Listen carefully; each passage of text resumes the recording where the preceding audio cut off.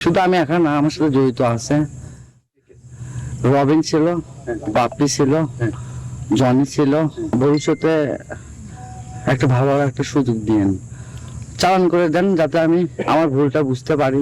ঠিক আছে, নিজে যাতে ভালো হতে পারি। বগুড়া সদরের করতোয়ার পাড়ের জঙ্গল থেকে সন্ত্রাসী চক্রের হোতা সহ ৩ জনকে গ্রেফতার করেছে গোয়েন্দা পুলিশ। এ সময় তাদের কাছে থাকা একটি রিভলভার, দেশীয় অস্ত্র, ইয়াবা, নগদ অর্থ, কয়েকটি মোবাইল ফোন উদ্ধার করে পুলিশ। সহকর্মী আব্দুস সালাম বাবুর তথ্যচিত্রে ডেস্ক রিপোর্ট।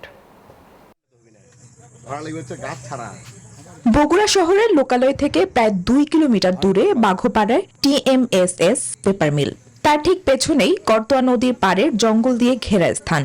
সেখানেই তাঁবু গেড়ে অস্থায়ী আস্তানা গড়ে তোলে একটি সন্ত্রাসী চক্র।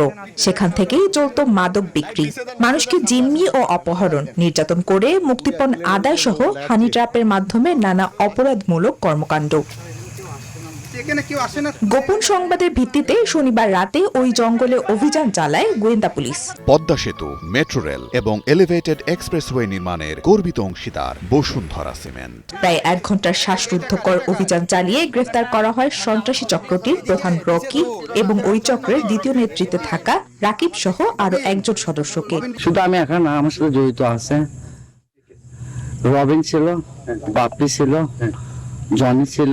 ভবিষ্যতে একটা ভালো একটা সুযোগ দিয়েন, চালান করে দেন, যাতে আমি আমার ভুলটা বুঝতে পারি। ঠিক আছে, নিজে যাতে ভালো হতে পারি।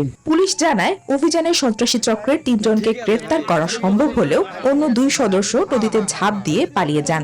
চক্রের যে মূল হোতা রকি এবং তার যে সেকেন্ড ইন কমান্ড রাকিব, এই দুজনকে সহ আমরা বিপুল পরিমাণে মাদক এবং আপনারা দেখতে পাচ্ছেন যে এখানে চাইনিজ কোরাল এবং বিদেশি রিভলভার, বিভিন্ন টাকা এবং সকার মেশিন, আদার্স যেগুলো আছে এগুলো সব আমরা এখান থেকে উদ্ধার করতে সক্ষম হয়েছি। এ সময় তাদের কাছে থাকা একটি রিভলভার, দেশীয় অস্ত্র, ইয়াবা, নগদ অর্থ ও কয়েকটি মোবাইল ফোন উদ্ধার করে পুলিশ। Desk report, news 24।